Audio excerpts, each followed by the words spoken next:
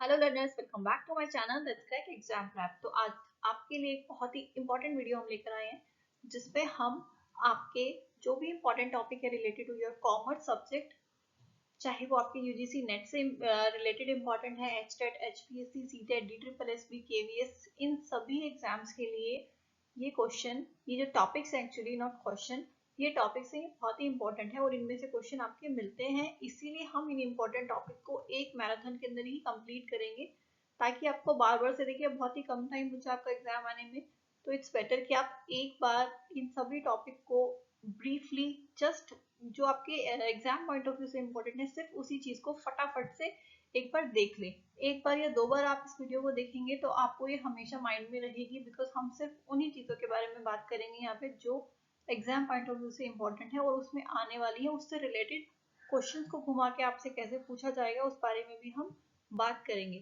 तो चलिए आज हम स्टार्ट करते हैं, जितने भी हमारे इंपॉर्टेंट टॉपिक्स हैं उन सब के बारे में। तो चलिए शुरू करते हैं आज की मैराथन।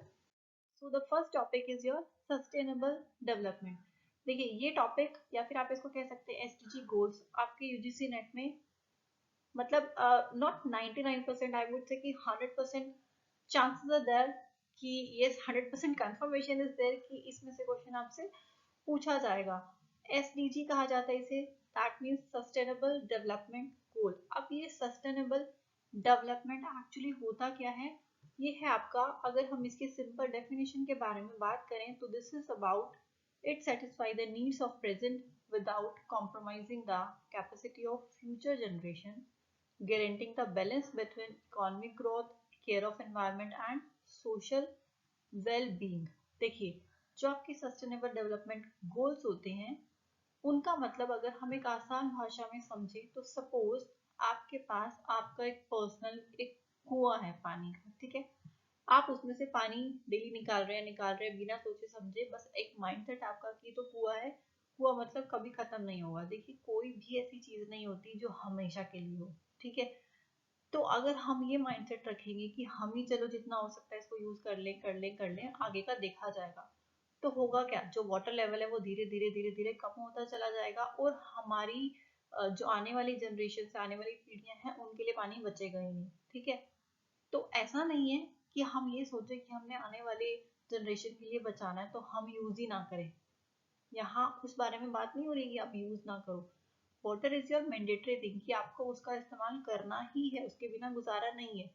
तो सस्टेनेबल डेवलपमेंट ये कहता है कि आपकी जो नीड है आप उसका यूज करो, उसको फुलफिल करो, बट ये ध्यान में रखते हुए कि उसकी वजह से आपका फ्यूचर जनरेशन उसको कोई हार्म ना हो। जैसे कि अगर हम कुएं का पानी यूज कर रहे हैं तो उसके प्लेस पर हम रेन वाटर है उसको हार्वेस्ट करना स्टार्ट कर दें, उसको हम एक कंटेन करना शुरू कर दें ताकि हम उस पानी को बाद में रीयूज कर सके किसी भी फॉर्म में, भले ही पीने की फॉर्म में, फिल्टर के थ्रू हम उसको यूज करें या फिर हम किसी भी सेंस में वॉशिंग में या कैसे भी करके उस पानी का इस्तेमाल करें, इंस्टेड ऑफ कि हम फ्रेश वाटर को वेस्ट करें। दैट मीन्स कि हम अपनी आज की नीड को भी पूरा कर रहे हैं और फ्यूचर की नीड का भी ध्यान रख रहे हैं, अननेसेसरी वेस्टेज हम ना करें, भले ही वो किसी भी सेंस में हो। ये मैं आपको एक बहुत ही नॉर्मल सा एग्जांपल दिया ताकि आपको समझ में आ जाए। तो सस्टेनेबल डेवलपमेंट यही कहता है कि आप अपनी प्रेजेंट की नीड्स को फुलफिल करो बट फ्यूचर का भी ध्यान में रखो और उससे इन सब चीजों का भी माइंड में रखो कि एनवायरमेंट को कोई भी नुकसान ना हो, ठीक है। अब बेसिकली 17 जो एसडीजी गोल्स हैं वो बहुत ही इंपॉर्टेंट है आपके एग्जाम पॉइंट ऑफ व्यू से।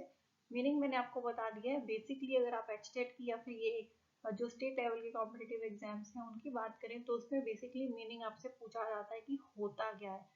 बट अगर आप यूजीसी नेट की बात करते हैं तो उसमें गोल्स कौन कौन से हैं आपके, जो 17, ये भी क्वेश्चन पुट कर सकते हैं कि कितने सस्टेनेबल डेवलपमेंट एसडीजी गोल्स हैं कितने। तो total 17 SDG goals are there. अब वो कौन कौन से हैं तो चलिए एक बार उसके बारे में भी ब्रीफ में बात कर लेते हैं। Yes, so these are 17 sustainable SDG goals, you can say that. अब एसडीजी गोल्स सारे ही देखिए उस चीज से रिलेटेड हैं जो ये कहते हैं कि भाई देखो हमने अपनी प्रेजेंट की नीड्स को फुलफिल करना है बट फ्यूचर का ध्यान में रखकर सस्टेनेबल तरीके से कि किसी को भी कोई नुकसान ना हो और हमारी नीड्स भी फुलफिल हो जाए, ठीक है। अब इस गोल में है कि नो पॉवर्टी, यानी कि कोई भी इंसान गरीब ना हो, गरीबी रेखा से नीचे ना हो, सबको। फिर उसके बाद आपका है जीरो हंगर यानी कि एटलीस्ट बेसिक नीड्स सबकी फुलफिल हो, सबको खाना एटलीस्ट मिले। बेसिक नीड्स में आपका आता है खाना, कि आपको कोई भी इंसान भूख से ना मरे, ठीक है। तो जीरो हंगर का हमारा एक गोल है जिसे हम लेके चल रहे हैं कि हम इस गोल को एटलीस्ट अचीव करें। और है आपका good health and well being, की सबकी हेल्थ अच्छी हो, एटलीस्ट हम उस पर फोकस करें। क्वालिटी एजुकेशन, आप देख सकते हैं कि एजुकेशन में चेंजेस करने के लिए न्यू एजुकेशन पॉलिसी आई है। बहुत सारे चेंजेस धीरे धीरे हो रहे हैं, एकदम से सारे गोल्स को कंप्लीटली चेंज करना इट्स नॉट पॉसिबल, बिकॉज कभी भी कोई भी बदलाव होता है वो इतना आसान नहीं होना। तो एवरीथिंग टेक्स टाइम, हर चीज में स्पेशली हर बदलाव में टाइम जरूर लगता है। तो इन सब गोल्स को इम्प्लीमेंट किया जा रहा है, बट धीरे धीरे ही हम भी धीरे धीरे ही एक्सेप्ट करेंगे। जो बहुत सालों से चला रहा है उसको एकदम से बदल डालना इट्स नॉट पॉसिबल। तो ये चेंजेस आ रहे हैं but slowly. Next is gender equality. आप देख सकते हैं कि पहले के टाइम में अगर हम जेंडर रेशियो यानी कि मेल और फीमेल का रेशियो चेक करें और आज चेक करें तो इट्स अ मेजर डिफरेंस। पहले बहुत ही कम था, फीमेल्स की संख्या बहुत कम थी, मेल ज्यादा होते थे, बट अभी धीरे धीरे फीमेल ग्रो कर रही हैं, ठीक है। Then there is clean water and sanitization, की हम साफ सुथरे पानी का इस्तेमाल करें क्योंकि पानी से बहुत सारी बीमारियां होती हैं। Next is affordable and clean energy, जो भी हम एनर्जी किसी भी फॉर्म में यूज कर रहे हैं वो हमारे लिए अफोर्डेबल हो, इतनी कॉस्टली ना हो कि हम उसे अफोर्ड ही ना कर सके। Next is your decent work and economic growth, जो भी हमारा वर्किंग स्टाइल है वो एक डिसेंट सा हो, प्रेशर वाला ना हो, और उसके साथ साथ हमारी इकोनॉमी भी ग्रो करे। Then next is your industry innovation and infrastructure, जो भी हमारी इंडस्ट्रीज हैं उसमें नई नई इनोवेशन आए, उनको मोटिवेट करें। इंफ्रास्ट्रक्चर के ऊपर हम फोकस करें कि हमारा इंफ्रास्ट्रक्चर, हमारा जो आसान भाषा में आप कह सकते हैं कि सिंपली हमारे जो रोड्स वगैरह, अगर हम गवर्नमेंट की बिहाफ पर बात करें, वो सब हमारा इंफ्रास्ट्रक्चर फैसिलिटीज में आता है, वो प्रॉपर हो। रिड्यूस इनइक्वालिटी, इनइक्वालिटी की बात ना की जाए, कम से कम हो कि मेल फीमेल या किसी भी तरीके की, अगर हम किसी भी दो लोगों को लेकर, male it's not only about male female, it's about casteism also. हम कास्ट को लेकर कोई इनक्वालिटी ना करें कि ये अदर कास्ट का है, हम दूसरी कास्ट के हैं, तो कोई भी हम एक तरीके का अपना माइंडसेट लेके चलेगी, लो कैटेगरी हाई कैटेगरी, ऐसा कुछ भी माइंडसेट नहीं होना चाहिए लोगों का। देन है आपका सस्टेनेबल सिटीज एंड कम्युनिटीज, की सिटीज हैं ग्रो कर रही हैं, बिल्डिंग्स बन रही हैं, सब कुछ हो रहा है, बट सस्टेनेबल तरीके से हम चले। Sustainable, you know the meaning of sustainable, यानी कि हमारी ग्रोथ हो लेकिन एनवायरनमेंट को कोई नुकसान ना पहुंचे। Then next is your responsible consumption and production, जो भी चीजें हम कंज्यूम कर रहे हैं एटलीस्ट हम उसमें वेस्टेज हम कम से कम करें, ठीक है। और उसके साथ साथ हम प्रोडक्शन पे भी ध्यान दें। सिर्फ ये नहीं है कि सपोज हमने पानी पीना तो बस पीना पीना यूज करना, उसको दोबारा से हम रिन्यूएबल एनर्जीज का भी इस्तेमाल करें, ऐसे यूज करें। जैसे जस्ट मैंने अभी आपको एक कुएं वाला एग्जांपल दिया, तो उसके थ्रू आप समझ सकते हैं कि पानी का इस्तेमाल करो, बट अगर बारिश हो रही है तो उस पानी को भी यूज करो, ठीक है। Next is your climate action, की अगर एनवायरनमेंट में कोई भी चेंजेस आते हैं तो उसका रीजन जानने की हम कोशिश करें कि क्यों आ रहे हैं, कहीं उनके लिए हम रिस्पॉन्सिबल तो नहीं है। हमारे ह्यूमन बीइंग के जो भी कृत्य हैं या कार्य हैं उसकी वजह से तो हम कोई बड़ी बड़ी आपदाएं जो आ रही है उसके लिए कहीं हम रिस्पॉन्सिबल तो नहीं है। हमने तो ऐसा कुछ नहीं किया कि जिसकी वजह से हमें ये सब चीजें फेस करनी पड़ रही हैं। और क्लाइमेट में जो भी चेंज आ रहा है वो किस वजह से आ रहा है, जैसे कि अभी आप देख सकते हैं कि दिल्ली का AQI लेवल बहुत ही हाई चला जाता है जब दिवाली टाइम आता है, तो उसके लिए एक्चुअली रिस्पॉन्सिबल इज अस, हम लोग ही रिस्पॉन्सिबल है। हमसे बातें करते हैं बट एट द एंड हम किसी चीज पे कोई एक्शन नहीं लेते, जस्ट गवर्नमेंट को ब्लेम करते हैं, ठीक है। जैसे कि अभी आपने देखा भी कि दिवाली टाइम था, हम पूरा टाइम से बोल रहे थे कि AQI लेवल हाई हो गया है, गवर्नमेंट कुछ नहीं कर रही है, और जब दिवाली आई तो सब ने मिलकर अच्छे से क्रैकर्स यूज किए, जबकि हमें पता था कि ऑलरेडी पोल्यूशन बहुत ज्यादा है, एयर क्वालिटी बहुत खराब है, तो हमें नहीं यूज करने चाहिए क्रैकर्स, बट स्टिल सब कुछ पता होने के बाद भी हमने किया। तो at the end we are responsible for all these things, I think.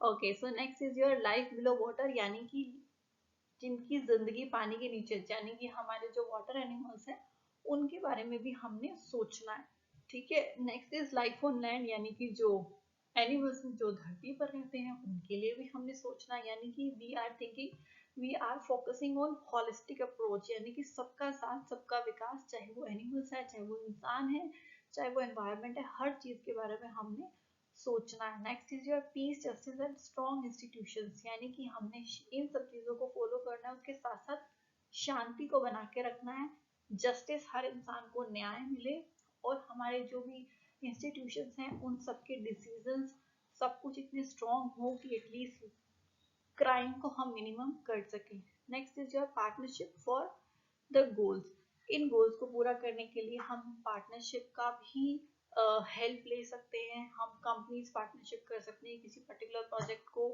Fulfil करने के लिए, किसी भी सेंस में आप अदर कंट्रीज के साथ मिलकर भी इन गोल्स को अचीव करने में कुछ भी स्ट्रेटेजीज फॉलो कर सकते हैं। तो ये आपके एक्चुअली बेसिक नीड्स ही कह सकते हो आप इसको, ये आपके 17 मेजर गोल्स थे जिनको आपने अचीव करना है, जो कि बनाए गए हैं। These are major 17 SDG goals, ठीक है।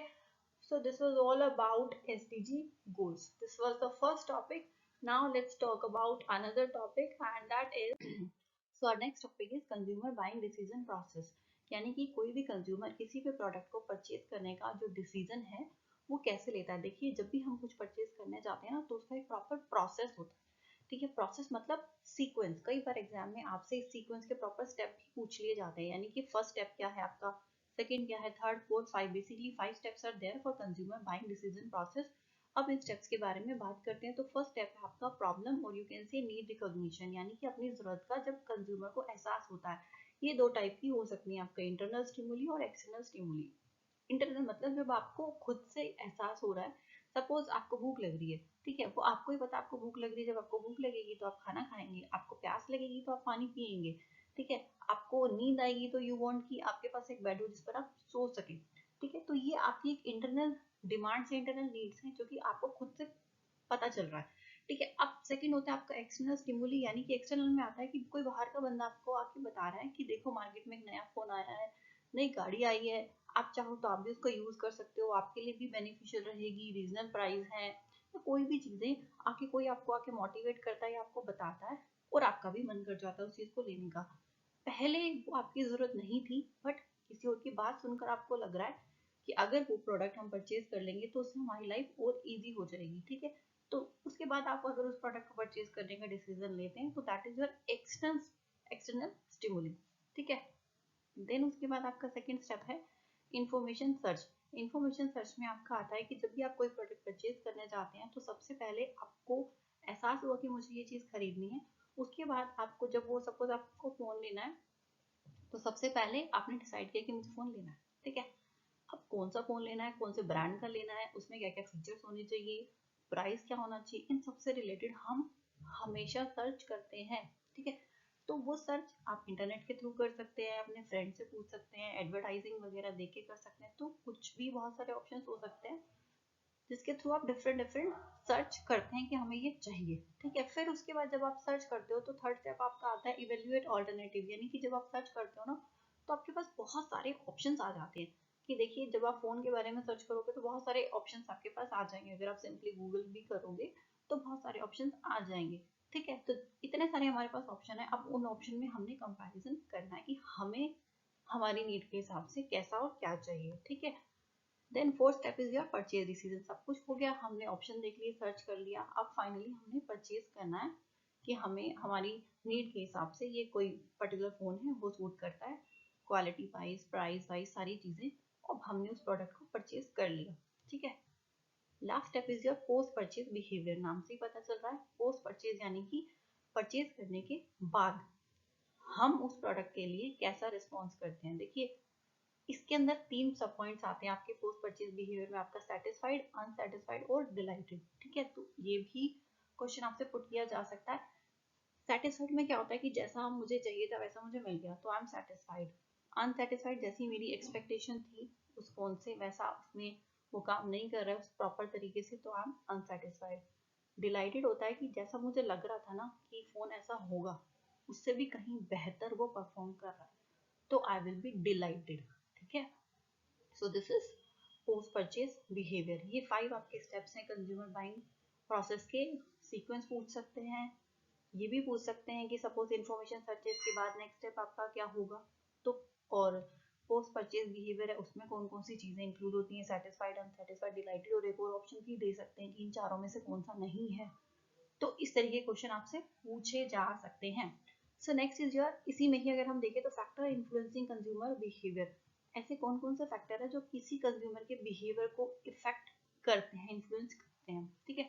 तो basically 4 factors are there, cultural, social, personal and psychological. अब देखिए फर्स्ट अगर हम कल्चर की बात करें, आप हिंदू हैं, मुस्लिम हैं, सिख है, ईसाई हैं, आप किसी भी धर्म से बिलोंग करते हैं तो आपके कुछ बेसिक जो नीड्स हैं, डिमांड्स हैं, वो अलग होंगी अकॉर्डिंग टू योर कल्चर। जैसा आपका कल्चर उसी हिसाब से आपका कपड़े पहनना, पूजा पाठ करना, हर चीज की जो जरूरत होती है वो डिफरेंट डिफरेंट होगी। तो आप जिस कल्चर के उस हिसाब से आपकी डिमांड अलग होगी, ठीक है। Next is your social. Social यानी कि आपका सराउंडिंग कैसा है, आपकी फैमिली कैसी है, आपका स्टेटस कैसा है सोसाइटी में, वो सारी चीजें भी मैटर करती हैं और उस हिसाब से आप परचेजिंग करते हैं, ठीक है।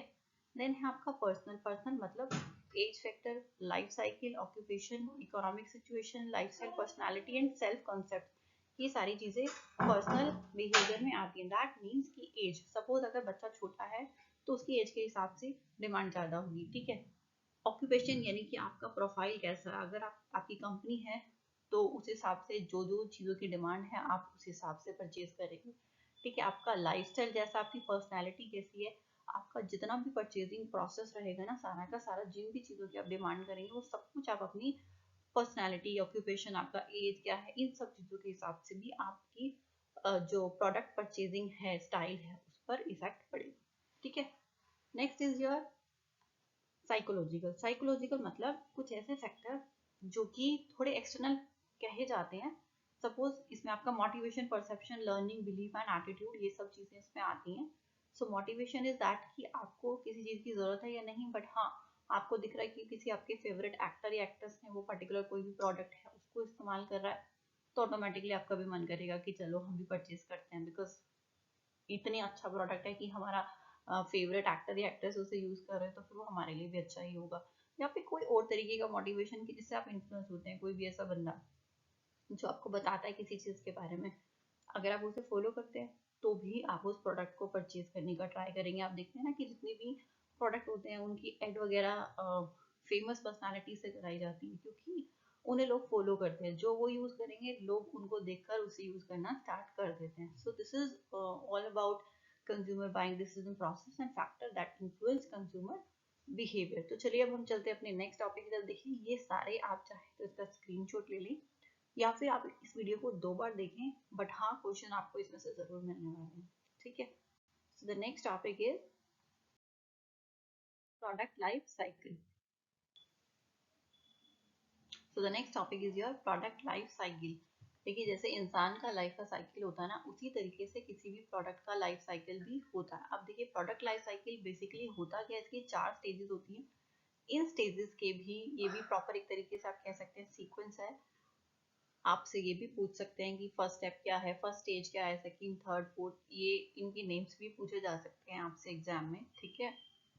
तो चलिए इसके बारे में बात करते हैं, प्रोडक्ट का लाइफ साइकिल क्या होता है। देखिए first one is your introduction. Introduction का मतलब होता है कि सबसे पहले कोई भी प्रोडक्ट मार्केट में आया, ठीक है, उसको मार्केट में लाया जाता है जब, तो ये स्टेज आपकी इंट्रोडक्शन स्टेज कहलाती है।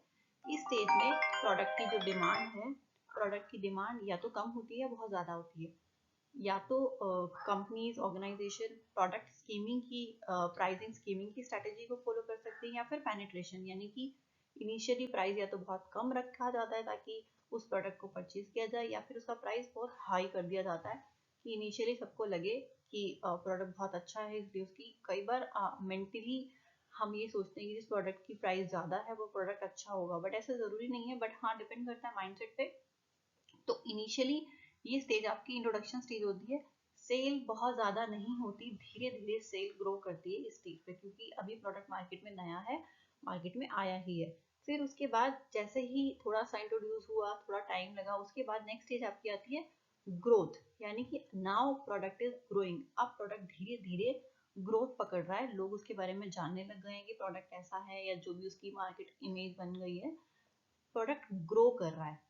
ठीक है। फिर उसके बाद आपका आता है मेच्योरिटी, ये आपकी थर्ड स्टेज है।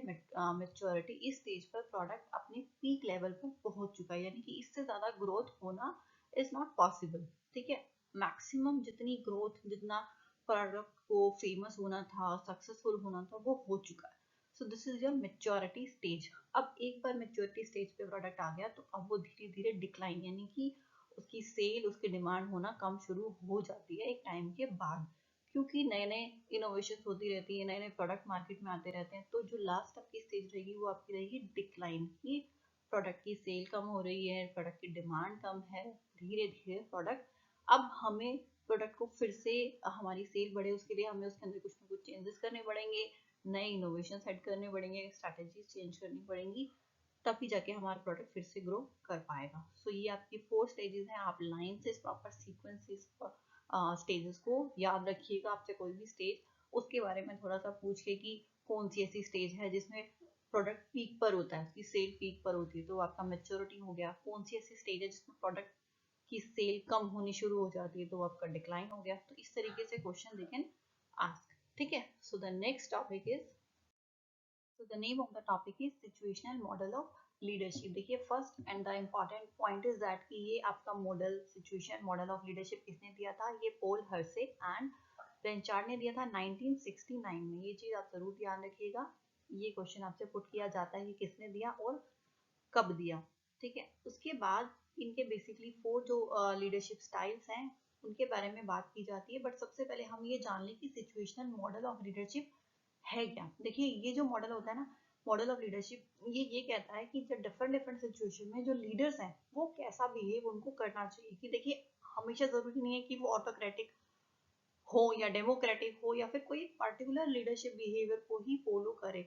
हमारे लीडर्स ऐसे होने चाहिए कि अकॉर्डिंग टू सिचुएशन वो अपने आप को चेंज कर सके, एंड देन उनको अपना टारगेट अचीव करना है। उसको अचीव करने के लिए वो एक ही स्टाइल फॉलो करे, ये जरूरी नहीं है। बेस्ट लीडर वही होता है जो सिचुएशन के हिसाब से अपने आप को चेंज कर लेता है। अब बेसिकली इसमें आपके 4 लीडरशिप स्टाइल्स हैं, उनको मेंशन किया गया है। ठीक है, तो फर्स्ट आपका जो लीडरशिप स्टाइल है उसके बारे में हम बात करते हैं, दैट इज योर डायरेक्टिव, या फिर आप इसको टेलिंग भी कह सकते हैं। इसे हम S1, S2, S3, S4 इस कैटेगरी में भी डिवाइड करते हैं। ठीक है, फर्स्ट है आपका डायरेक्टिंग या फिर टेलिंग। ठीक है, इसको टेलिंग भी कहा जाता है, डायरेक्टिंग भी कहा जाता है। अब इस मॉडल में होता क्या है कि जो आपका लीडर है वो सिर्फ आपको डायरेक्शन देगा, आपको सिर्फ बताएगा कि ये टास्क है और ये आपको करना है। ठीक है, आपको सिर्फ टास्क बताया जाएगा। आपका आपके लीडर से ऐसा कोई एक अच्छा बॉन्ड नहीं होगा, एक अच्छा रिलेशन नहीं होगा। सिर्फ आपको टास्क पे काम करना है, उस पर वर्क करना है। आपको सिर्फ डायरेक्शन दी जा रही है कि ऐसे ऐसे काम करो, दैट्स इट। आपको सिर्फ काम करना है, अपने कोई आइडियाज नहीं करने हैं। So this is your first style. And let's talk about second style, that is your coaching. इसे हम कोचिंग या फिर सेलिंग भी कह सकते हैं। देखिए इनके जो अनदर नेम्स मैं आपको बता रही हूँ वो भी आप जरूर अपने माइंड में रखिएगा। इनके 2 नाम हैं। ठीक है, टेलिंग या फिर सॉरी सेलिंग या फिर कोचिंग आप इसे कह सकते हैं। ठीक है, तो अब जब हम कोचिंग बिहेवियर इसके बारे में बात करते हैं तो इसमें होता क्या है, देखिए इसमें और डायरेक्शन तो दी जाती है, यानी कि कोचिंग, यानी कि आपका जो लीडर है वो आपको बता तो रहा है कि आपने करना क्या है। ठीक है, लेकिन उसके साथ साथ आपसे कुछ आइडियाज भी ले रहा है, कुछ आइडिया भी लिए जा रहे हैं कि आप ये करें कुछ आइडियाज भी आपसे डिमांड की जा रही है आइडियाज के बारे में। आपको सबसे पहले उन्होंने जस्ट ये बताया कि आपने काम क्या करना है, और उसके बाद आपसे आइडियाज भी मांगे जा रहे हैं कि इनको करने के लिए थोड़े से आप आइडियाज को सजेस्ट करें। ठीक है, बट एट द एंड जो डिसीजन मेकर होगा वो आपका लीडर ही होगा। वो अपनी ही समझ से जो लास्ट डिसीजन होगा वो खुद ही अपनी समझ से लेगा। तो इसमें आपको टास्क दिया जाएगा, बट हाँ आपका आपके लीडर से ठीक ठाक रिलेशन रहेगा, क्योंकि आप उसको अपने आइडियाज दे रहे हैं। मिलकर हम डिसाइड कर रहे हैं कि क्या सही है, किस तरीके से हमें पर्टिकुलर टारगेट को अचीव करने के लिए कौन कौन सी स्ट्रैटेजीज को फॉलो करना चाहिए। But at the and decision maker आपका लीडर ही रहेगा। ठीक है, नेक्स्ट इज योर सपोर्टिंग या फिर आप इसे कह सकते हैं पार्टिसिपेटिंग स्टाइल। इसमें क्या होता है, लो टास्क और हाई रिलेशन, यानी कि आपका आपके लीडर से बहुत अच्छे रिलेशन होंगे, यानी कि आप अपने आइडियाज देंगे, सजेशन देंगे, आपके सजेशन को एक्सेप्ट भी किया जाएगा, उन्हें फॉलो भी किया जाएगा, उन्हें इम्प्लीमेंट भी किया जाएगा। पार्टिसिपेटिंग नाम से ही आप समझ पा रहे हैं कि सब इसमें पार्टिसिपेट कर रहे हैं। So this is your participating leadership style. आपसे देखिए ये वाले क्वेश्चन पुट किए जा सकते हैं कि कौन सा ऐसा लीडरशिप स्टाइल है जिसमें जैसे suppose low task high relation है, या फिर high task low relation, high task high relation, इस तरीके के क्वेश्चन आपसे पुट कर सकते हैं। सिंपली ये पूछ लेंगे आपसे कि ये कौन सा लीडरशिप स्टाइल है। नेम्स में वो टेलिंग भी डाल सकते हैं, डायरेक्टिंग भी डाल सकते हैं, दोनों एक ही है। तो मेक श्योर कि आप इनके जो अलग अलग नेम्स हैं उनको भी ध्यान से एक बार देख कर जाए। ठीक है, next is your the last one is your S4, that is your delegating. ठीक है, डेलीगेटिंग में क्या होता है, लो टास्क लो रिलेशन। ठीक है, इसमें क्या है कि भाई आपका जो लीडर है ना, आपको उस पे, उस लीडर को आप पर इतना ट्रस्ट है कि अब वो आपको कोई टास्क के लिए डायरेक्शन देना जरूरी नहीं समझता, बिकॉज उसको पता है कि वो कोई भी काम देगा वो ऑटोमेटिकली हो ही जाएगा। बिकॉज अब आप इस स्टेज पर आप इतने कैपेबल होते हैं कि आपको पता है काम कैसे करना है। बस आपको एक बार बता दिया कि हाँ ये चीज़ है, you have to do this, उसके बाद उसका प्रोसेस क्या है वो आप खुद से डिसाइड करेंगे कि हमें करना कैसा है। ठीक है, यानी कि डेलीगेटिंग यानी कि अपनी पूरी रिस्पॉन्सिबिलिटी, इवन उसके साथ साथ अथॉरिटी भी आपको डेलीगेट करनी, कि आपको सौंपी जा रही है, आपको दी जा रही है कि at the end you have to achieve the task. ठीक है, करना कैसे, that is up to you. So इसको हम हैंड्स ऑफ अप्रोच भी कहते हैं। अगर आपसे पूछा जाए कि हैंड्स ऑफ अप्रोच क्या है, तो that is your delegating leadership style, जिसमें लो टास्क और लो रिलेशन रहता है। ठीक है, so this is all about situational model of leadership, जिससे क्वेश्चन आते हैं। ठीक है, ये आपका एक डायग्राम ही यहाँ पे है, आप इसे एक बार ध्यान से देख लीजिएगा। ठीक है, so now let's talk about another topic. और another topic is elements of promotion mix. Promotion का मतलब होता है जब कोई भी प्रोडक्ट मार्केट में आता है तो उसको सेल, उसकी सेल बढ़ाने के लिए, लोगों को पता चले उसके बारे में, हम कौन कौन सी जो आपके एलिमेंट्स हैं उनको यूज कर सकते हैं, किस तरीके से हम उस प्रोडक्ट को प्रमोट कर सकते हैं कि लोग उसके बारे में जाने। ठीक है, तो ये आपके डिफरेंट डिफरेंट एलिमेंट्स हैं। वो इन सब एलिमेंट्स के अलावा भी आपको एक अनदर एक्स्ट्रा चीज डाल के देंगे और आपसे पूछेंगे कि इनमें से कौन सा प्रमोशन मिक्स का एलिमेंट नहीं है, तो you should know about it कि ये आपके प्रमोशन मिक्स के these are the elements. So first one is your advertising. Advertising is a paid form. देखिए एडवर्टाइजिंग, अगर आपको किसी प्रोडक्ट या किसी भी चीज की ऐड करनी है ताकि लोगों तक वो चीज पहुंचे, इंटरनेट के थ्रू, न्यूज़पेपर के थ्रू, या फिर न्यूज़ चैनल्स के थ्रू, कैसे भी करके, तो आपको उसे पेड करना होता है, यानी कि कुछ पेमेंट करनी होती है। उसके बाद वो उस प्रोडक्ट की प्रमोशन करना, यानी कि उस प्रोडक्ट के बारे में बताना, लोगों तक उसे पहुंचाना स्टार्ट कर देते हैं। So this is your paid form of promotion, that is your advertising. आप भी देखते हैं कि ऐड होती है, बाहर बैनर्स लगे होते हैं, ये एक तरीके की ऐड है, पेड फॉर्म है किसी भी प्रोडक्ट की, ताकि लोगों को ज्यादा से ज्यादा उस प्रोडक्ट के बारे में पता चले। Next is your sales promotion. Sales promotion के अंदर आता है कि जब प्रोडक्ट की सेल्स बढ़ाने के लिए कोई नया नया प्रोडक्ट आया है तो क्या करती है कुछ कंपनी, उससे रिलेटेड कुछ कूपन्स वगैरह, फ्री कूपन्स प्रोवाइड करना स्टार्ट कर देती हैं। ठीक है, या फिर आपको कुछ भी ऐसी स्ट्रैटेजीज फॉलो करती हैं जिसके थ्रू आप एनी हाउस प्रोडक्ट को at least for a trial basis first product आपको फ्री प्रोवाइड कर दिया जाता है, सैंपल आपको फ्री प्रोवाइड किए जाते हैं। तो ये आपका सेल्स प्रमोशन के अंदर आता है कि आप एटलीस्ट उस प्रोडक्ट को यूज करें और फिर अगर आपको अच्छा लगेगा तो फिर आप उसको दोबारा से भी परचेज करेंगे। तो ऐसी जो एक्टिविटीज होती हैं वो आपकी सेल्स प्रमोशन के अंदर आती है। Then next is your personal selling. देखिए नाम से ही पता चल रहा है, पर्सनल मतलब डायरेक्टली आप एक एक बंदे को फोकस कर रहे हैं, हर बंदे से डायरेक्टली आप इंटरेक्ट कर रहे हैं, उसको प्रोडक्ट के बारे में पूरी डिटेल दे रहे हैं। उसके बाद उसको एट द एंड, ये आपका काम है पर्सनल सेलिंग में कि बंदे को सेटिस्फाइड करना कि आपका प्रोडक्ट बेस्ट है और उसके लिए बहुत ही यूजफुल रहेगा।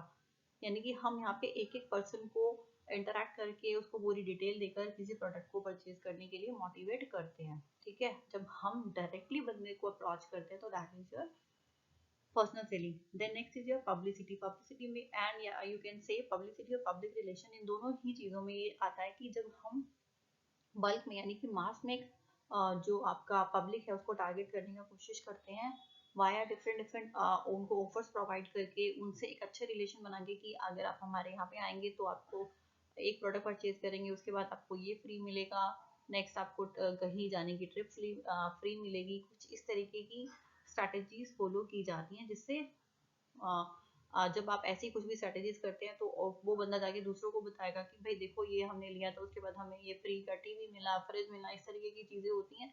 फिर वो जाके दूसरों को बताता है। ये बेसिकली आपका वर्ड ऑफ माउथ में भी आता है। ठीक है, ये वाला इस तरीके की जो एक्टिविटी होती है वो वर्ड ऑफ माउथ में भी आती है कि मुझे कुछ अच्छा प्रोडक्ट लगा या मुझे कोई गिफ्ट वगैरह मिले तो मैंने जाके किसी और को बता दिया, उसने किसी और को बता दिया, इस तरीके से स्प्रेड होती चली गई कोई भी चीज। ठीक है, वर्ड ऑफ माउथ बहुत ज्यादा आपका काम करता है, ठीक है।